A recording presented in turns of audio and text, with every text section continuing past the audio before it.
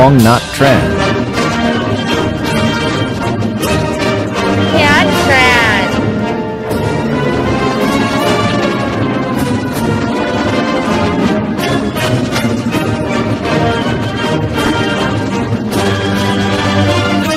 Long Len Tran.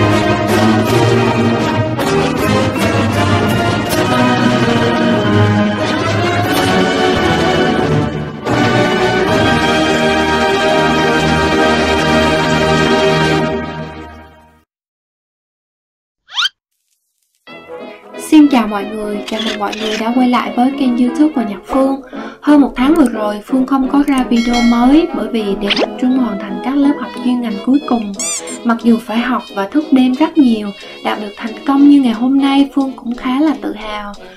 Phương muốn gửi lời cảm ơn đến ba mẹ, gia đình, họ hàng, anh chị em và bạn bè ở Việt Nam cũng như ở Hoa Kỳ đã động viên và theo dõi quá trình định cư và đi tìm tri thức tại một đất nước mà ai cũng ước mơ được đặt chân đến để khám phá, du lịch và sinh sống.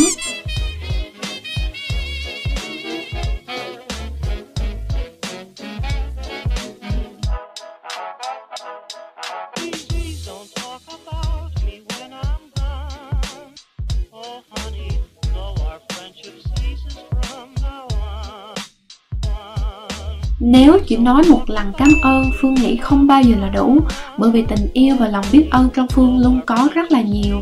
Bởi Phương luôn quan niệm rằng gia đình là nơi cho Phương tất cả về hình hài, nhân cách và tình thương.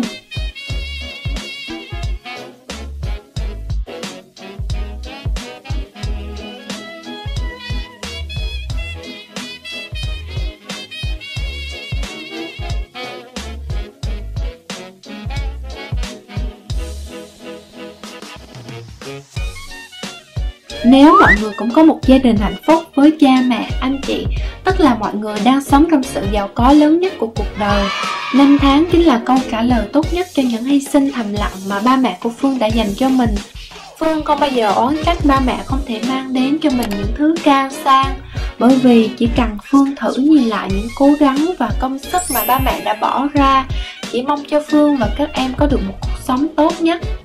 Ban đầu này sẽ là một món quà mà Phương muốn dành đến cho ba mẹ, bởi vì nếu không có ba mẹ sẽ không có Phương của ngày hôm nay.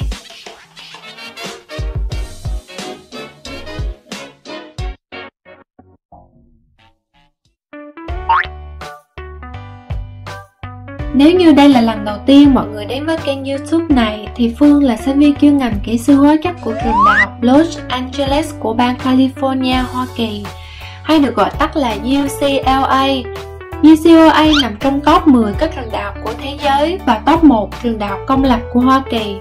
Để cho dễ hình dung hơn, UCLA chính là nơi Internet ra đời vào năm 1969. Phần trăm chấp thuận sinh viên vào nhập học của trường trung bình là 14%, vốn là một con số thấp nhất trong hệ thống các trường đại học. Tỷ lệ chọi rất cao vì các lá đơn xin nhập học đều là những sinh viên rất xuất sắc không chỉ trong nước mà ngoài nước. Năm 2019, Phương được nhận vào trường với phần trăm chấp thuận chuyên ngành kỹ sư hóa chất là 0,13%. Thêm vào đó, tỷ lệ sinh viên nữ như Phương đi học chuyên ngành này lại càng thấp hơn.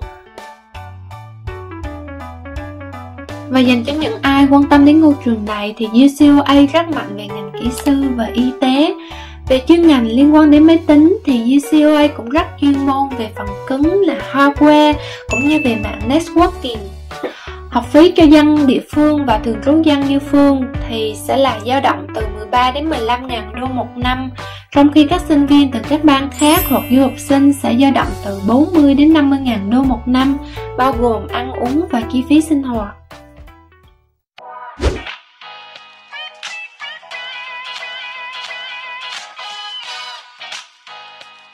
Bây giờ Phương sẽ dẫn mọi người đi tham quan một số khu phòng học mà Phương hay đến nhất nhé.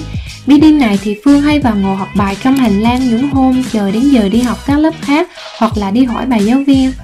Lúc Phương đi thăm trường thì đang là kỳ nghỉ xuân và dịch Covid-19 nên mọi phòng ốc đều bị khóa lại hết.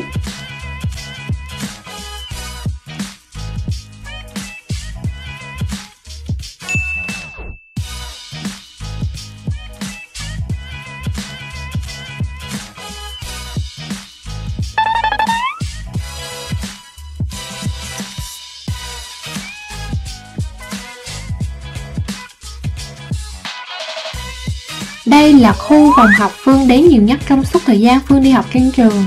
Lối vào sẽ bắt đầu với tòa nhà của khoa toán.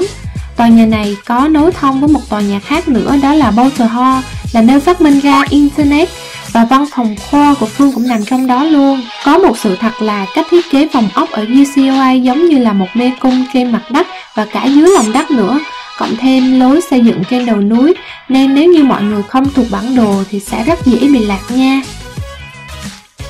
Phương đang chỉ cho anh Michael thấy nơi mà Phương hay đậu xe scooter.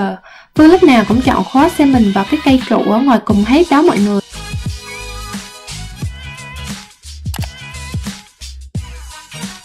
Còn đây là bàn học Phương hay ngồi để đọc bài vào mẫu thứ 6 lúc chờ đến giờ vào lớp. Đằng sau kia là khoa hóa, nơi mà em gái của Phương đi học nhiều nhất nè.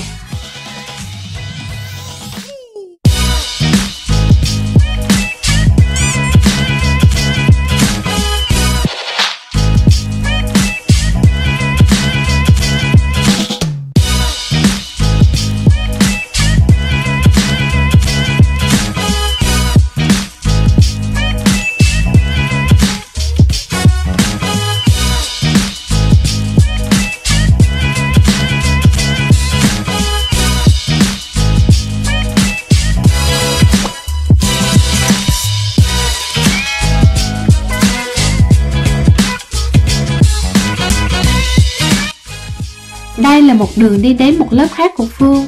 Phòng học này nhìn bên ngoài sẽ hơi thụt xuống so với mặt đất một chút. Các tòa nhà ở UCLA khá đặc biệt, vì khi càng đi xuống cầu thang thì nó sẽ dẫn mọi người đến nhiều dãy nhà hoặc là những hành lang khác nhau. Chuyện mình đang ở trên mặt đất ở phía cửa này nhưng lại là dưới lòng đất ở phía cửa bên kia thì cũng là một chuyện rất là bình thường ở đây.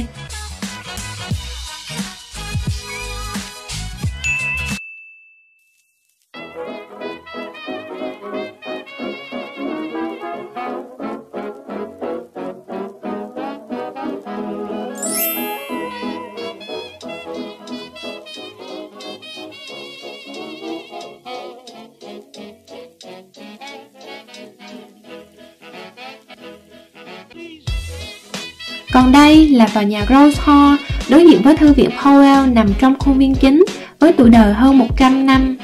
Khi nhắc đến UCLA thì đa phần mọi người sẽ nghĩ ngay đến hai tòa nhà đặc trưng này, trong số hơn 160 tòa nhà trên diện tích hơn 2 cây số vuông. Trường rất là rộng nên việc đi lại khá là mệt đấy nha.